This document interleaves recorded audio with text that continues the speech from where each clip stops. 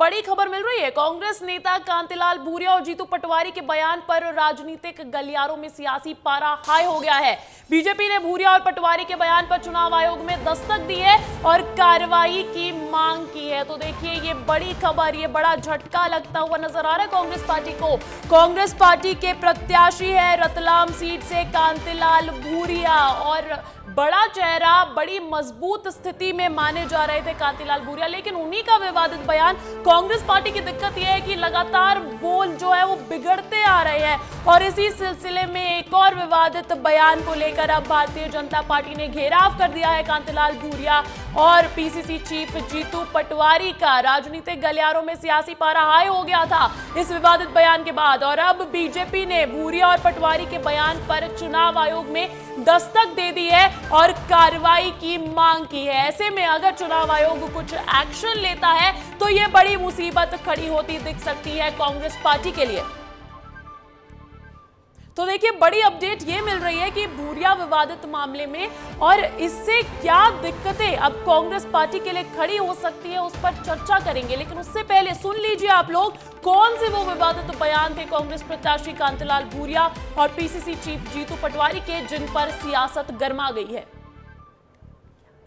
घोषणा पत्र है, हर महिला को 1-1 लाख रुपया उसके खाते में जमा होगा। एक लाख सभी घर की महिलाओं का। मालूम है कि नहीं? अब जिसकी 2 पत्नियां तो 2 लोग जाएगा उस पे।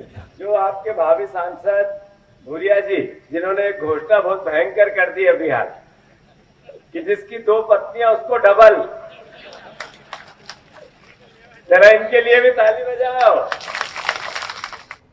तो वो विवादित बयान सुनवाए हमने आपको और अब इस खबर पर अधिक जानकारी के लिए रुख करूंगी मेरे सहयोगी विवेक पांडे का। विवेक, रतलाम में चौथे चरण के तहत वोटिंग होनी है, ऐसे में ये बड़ा झटका कहा जा सकता है कांग्रेस को मिलता हुआ। चुनाव आयोग में शिकायत, अगर कोई एक्शन ले लिया जाता है तो केवल मनोवैज्ञानिक नुकसान ही नहीं, सियासी नुकसान भी हो सकता है कांग्रेस को।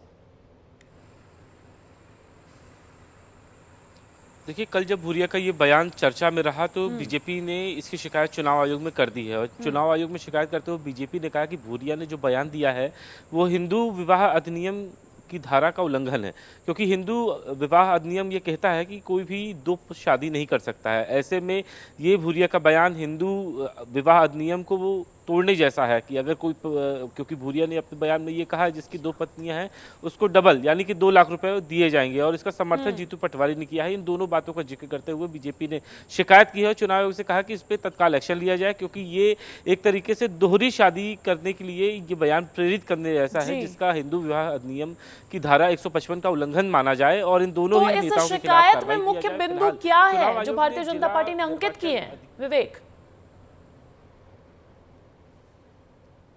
अंजलि, इसमें 2 सबसे महत्वपूर्ण बात कही गई है बीजेपी ने। एक तो महिला विरोधी बयान बताया है और ये कहा है कि ये महिलाओं के अपमान करने जैसा बयान कांग्रेस दे रही है और उसका समर्थन जीतू पटवारी कर रहे हैं और खुद उसी मंच पे बैठे हुए हैं। और एक बात और उस पर जोड़ी है कि दिग्विजय सिंह और पूर्व विधायक हर्ष विजय गहलोत भी वहां मौजूद हैं, तो ये तमाम नेता उनका समर्थन करते हैं। दूसरा, एक जो उस पर बात कही है, तत्काल इस पर कार्रवाई की जाए, क्योंकि भूरिया कई बार के मंत्री रहे हैं, काफी जानकार हैं, लेकिन इस तरीके का ऐसा बयान देते हैं जो पूरी तरीके से महिला समाज को लेकर आपत्तिजनक है। तो ये 2 बिंदु इसमें शामिल किए गए हैं। चुनाव आयोग ने फिलहाल इस बयान को लेकर रिपोर्ट मांगी है और रिपोर्ट के आधार पर इस पे कार्रवाई की जा सकती है। फिलहाल इस पे कार्रवाई ज्यादा इसलिए नहीं होगी क्योंकि ये एक बयान सियासी है, किसी आपत्ति या तो देखिए, कांतिलाल भूरिया नामी चेहरा है। विधानसभा सीटों पर भी कांग्रेस दिख रही है रतलाम लोकसभा क्षेत्र में, लेकिन क्या एक बयान समीकरण बदल देगा कांग्रेस पार्टी के लिए, ये देखना दिलचस्प होगा। बहुत बहुत शुक्रिया विवेक तमाम जानकारी के लिए। देखिए, मध्य प्रदेश में चौथे चरण के प्रचार का आज आखिरी दिन है। चौथे चरण में मध्य प्रदेश में 8 सीटों पर वोटिंग होनी है, जिसके लिए आज शाम प्रचार थम जाएगा। यही वजह है कि सीएम डॉक्टर मोहन यादव ने भी प्रचार में पूरी ताकत झोंक दी है। सीएम डॉक्टर मोहन यादव आज रतलाम और इंदौर में प्रचार करेंगे। सीएम डॉक्टर मोहन यादव रतलाम में रोड शो करेंगे और इसके बाद इंदौर के बेटमा में जनसभा को संबोधित करते दिखेंगे सीएम डॉक्टर मोहन यादव और फिर इंदौर में भी उनका रोड शो का प्लान है। तो देखिए, आज 2 बड़ी लोकसभा सीटों के मिशन पर है सीएम डॉक्टर मोहन यादव।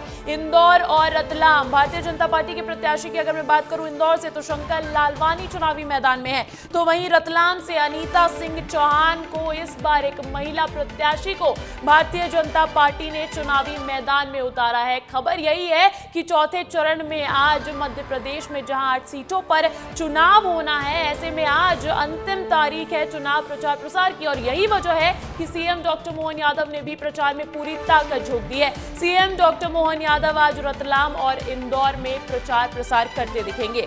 और अब इस खबर पर अधिक जानकारी के साथ जुड़ गए मेरे सहयोगी पुनीत विजयवर्गीय इंदौर से। पुनीत, 8 सीटें, 13 मई चौथे चरण का चुनाव और अंतिम चरण मध्य प्रदेश के लिए, ऐसे में आज बीजेपी की तरफ से पूरी ताकत झोंकी जा रही है। आज रोड शो है, क्या तैयारियां उसको लेकर?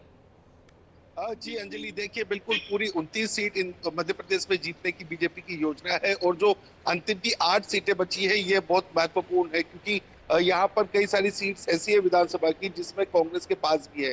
तो ऐसे में इन 8 महत्वपूर्ण सीटों पर पूरी ताकत झोंक दी जाएगी। आज शाम 5 बजे से प्रचार बंद हो जाएगा, लिहाजा सीएम डॉक्टर मोहन यादव आज कई सारी विधानसभा क्षेत्र को कवर करेंगे। रतलाम से वह सीधे इंदौर पहुंचेंगे। इंदौर में बेटमा, जो कि देपालपुर विधानसभा क्षेत्र में है, यहाँ पर वे रोड शो करेंगे।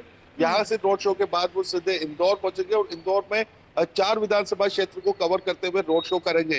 तो निश्चित तौर पर देखिए, इंदौर शहर का चुनाव तो पूरा फीका और निरस हो चुका है। यहाँ पर कांग्रेस का कोई प्रत्याशी नहीं है। तो आप इंदौर की सियासत को बखूबी समझते हैं, इसलिए मेरा सीधा सवाल आपसे यही है कि इंदौर की ग्राउंड रियलिटी क्या कहती है? क्या कोई मुकाबला है भी बीजेपी के सामने इस बार?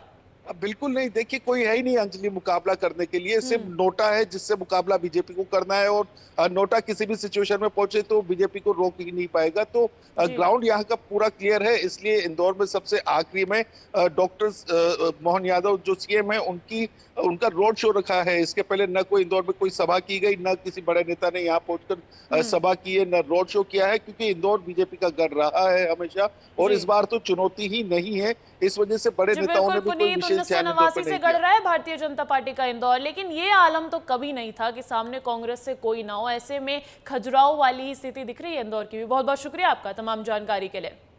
तो देखिए, आज सीएम डॉक्टर मोहन यादव मध्य प्रदेश में इंदौर और रतलाम में चुनाव प्रचार प्रसार करने वाले हैं। देखिए, मध्य प्रदेश लोकसभा चुनाव के लिए तीसरे चरण का मतदान पूरा होने के बाद बीजेपी, कांग्रेस समेत तमाम राजनीतिक दलों का फोकस अब चौथे चरण की सीटों पर है। आपको बता दें कि मध्य प्रदेश में लोकसभा चुनाव के लिए चौथे चरण का मतदान 13 मई को 8 सीटों पर होना है, और उसी सिलसिले में आज सीएम डॉक्टर मोहन यादव पहुंच रहे हैं इंदौर और रतलाम। वहां इंदौर की अगर मैं बात करूं तो जैसा कि पुनीत बता रहे थे कि कांग्रेस की तरफ से कोई है ही नहीं, कांग्रेस नोटा का समर्थन कर रही है। ऐसे में भारतीय जनता पार्टी के लिए कंप्लीट वॉकओवर की ये जो स्थिति है, ये स्थिति नजर आ रही है। वहीं रतलाम की भी अगर मैं बात करूं तो कांतिलाल भूरिया एक नामी चेहरा है, बड़ा चेहरा है रतलाम की सियासत में, उनके सामने अनीता सिंह चौहान।